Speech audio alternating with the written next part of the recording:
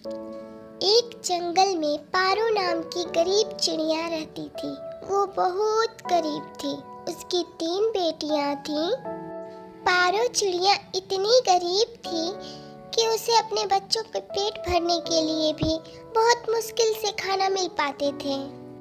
वह दिन दिन भर काम के लिए भटकती रहती थी ताकि काम मिले तो वो खाने का बंदोबस्त कर पाए, पर उसे कहीं भी काम नहीं मिलता था और ऊपर से उसे अपनी 3 बेटियों का भी टेंशन हमेशा लगा रहता था। हाय, मैं क्या करूं? अब क्या करूं मैं? मुझे कोई काम भी नहीं मिल रहा, कोई भी काम नहीं दे रहा। मैं अपने बच्चों को आज कैसे खाना खिलाऊंगी और क्या खिलाऊंगी? ऊपर से 3 बेटियों की शादी का खर्चा कहाँ से उठाऊंगी मैं? पारो ये सब बैठ के सोचते रहती है। तभी उसकी 3 बेटियां आ जाती हैं और पारो से कहती हैं, माँ, बहुत जोर की भूख लगी है, खाने को दो ना माँ। हाँ हाँ माँ, हमें भी दो ना, बहुत जोरों की भूख लगी है माँ। पारो चिड़िया सोच में पड़ जाती है। हाय, मैं कहाँ से इन्हें खाने को दूँ? मेरे पास तो इनके खाना देने के लिए कुछ है ही नहीं। कुछ देर तक सोचने के बाद पारो चिड़िया अपनी बेटियों से कहती है, अच्छा अच्छा रुको बेटा, मैं थोड़ी देर में आती हूँ, तब तुम्हें खाने के लिए देती हूँ, ठीक है? तब तक अपना और अपनी बहनों का ख्याल रखना। इतना बोलकर वो वहाँ से चली जाती है और कौवा के पास आ जाती है। कौवा भैया, कौवा भैया, ओ कौवा भैया, कौवा भैया, कौवा भैया, कोई काम है तो मुझे दे दो। मेरी बेटियां भूखी प्यासी हैं और मेरे पास उन्हें देने के लिए कुछ भी नहीं है।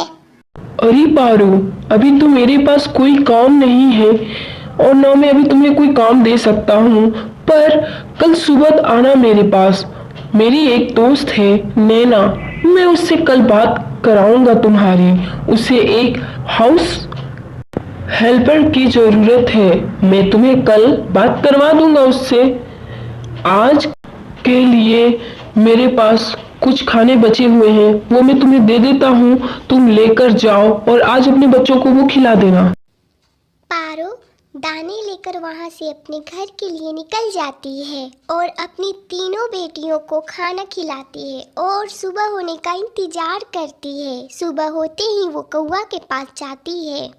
कौवा भैया, कौवा भैया, ओ कौवा भैया। काव काव। हाँ पारो, बोलो, आओ, आ गई तुम। हाँ कौवा भैया, मैं आ गई। ठीक है पारो, चलो मैं तुम्हें अपने दोस्त के पास लेकर चलता हूँ। कौवा अपने साथ पारो को लेकर नैना के घर जाता है। नैना, ओ नैना, मैं हूँ कौवा। हाँ हाँ कौवा, आओ आओ, आओ कौवा, और बताओ कैसे हो? कैसे याद किए मुझे? कैसे आना हुआ तुम्हारा यहाँ आज?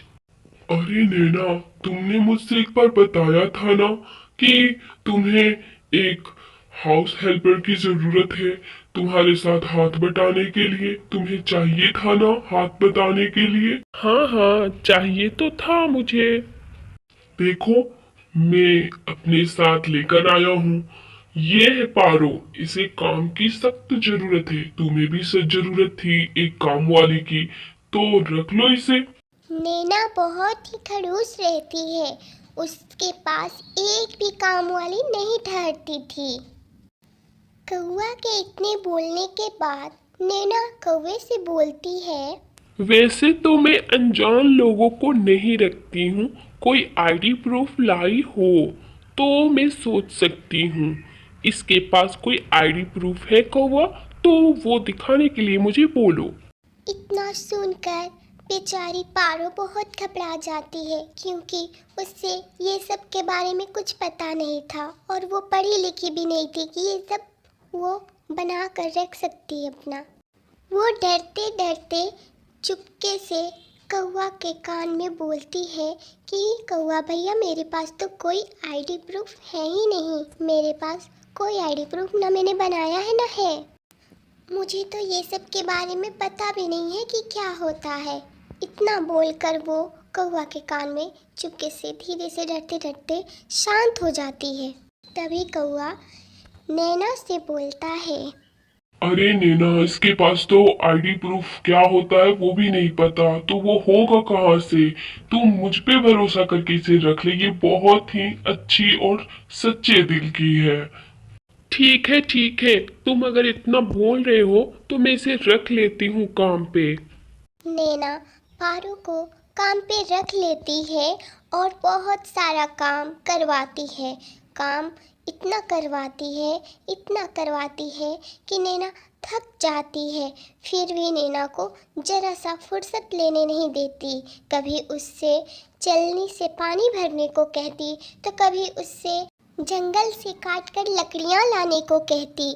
उसे बहुत सताती, पारो से दिन रात काम करवाती और उसे पगार भी नहीं देती, सिर्फ 2 वक्त का खाना ही देती। और इधर पारो भी नैना की सारी काम करती।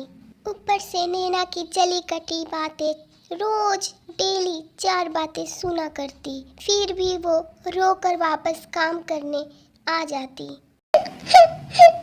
इतना करने के बाद भी मुझे डांटती है और पगार भी नहीं देती है। मैं काम भी नहीं छोड़ सकती। मेरी बेटियों को कम से कम खाना तो मिल जाता है यहाँ के खाना से, और फिर थोड़े बहुत कभी पैसे मिलते हैं तो उससे उनकी पढ़ाई हो जाती है। उधर नैना बहुत खुश होती है मन ही मन। अरे वाह, इस बार तो अच्छी मुर्गी फंसाई है मैंने। बिना पगार के सारा काम कर लेती है, ऐसी पागल मैंने आज तक नहीं देखी थी। पारो की बेटी समझदार होती है और पढ़ाई में बहुत तेज होती है। वो अपनी मम्मी की सारी तकलीफ जान जाती है और एक दिन किसी कंपनी में वो इंटरव्यू देने के लिए जाती है और उसका सिलेक्शन वहाँ हो जाता है। इधर पारो चिड़िया काम करते करते बहुत बीमार पड़ जाती है। एक दिन उसकी हालत खराब हो जाती है और वो काम पर नहीं जा पाती है। अरे मुझसे तो उठा ही नहीं जा रहा। ओ, मैं बहुत कमजोर हो गई हूँ, मुझे बहुत कमजोरी लग रहा है। मैं काम पर कैसे जाऊँ?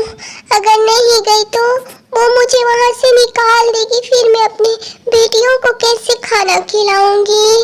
और कभी कभार कुछ पैसे मिलते थे, उससे उनकी पढ़ाई होती थी, फिर वो भी नहीं हो पाएगी। वो कैसे होगी? हाँ। ये सोचकर वो फिर से उठने की कोशिश करती है पर उठ नहीं पाती है और बहुत परेशान होके रोने लगती है। तभी पारो की बड़ी बेटी चाहत आती है और अपनी माँ से पूछती है, क्या हुआ माँ? तू परेशान क्यों है माँ? पारो अपनी बेटी को सारी बातें बताती है। सारी बातों को सुनकर उसकी बेटी चाहत पारो से बोलती है, माँ, तुझे आज के बाद काम पर जाने की कोई जरूरत नहीं है माँ। मुझे नौकरी मिल गई है माँ, वो भी अच्छी पगार है माँ। अब हम सब अच्छे से रहेंगे। पारो ये बात सुनकर बहुत खुश होती है और उस दिन से पारो और उसकी तीनों बेटियां खुशी खुशी रहने लगते हैं। तो दोस्तों, हमने इस कहानी से ये सीखा कि पढ़ाई में बहुत ताकत होती है और एक शिक्षित सभी को शिक्षित बनाकर अपनी जिंदगी बदल सकता है और अच्छे से रह सकता है। अगर वीडियो अच्छी लगी हो तो लाइक, शेयर, कमेंट करें, चैनल को सब्सक्राइब करें।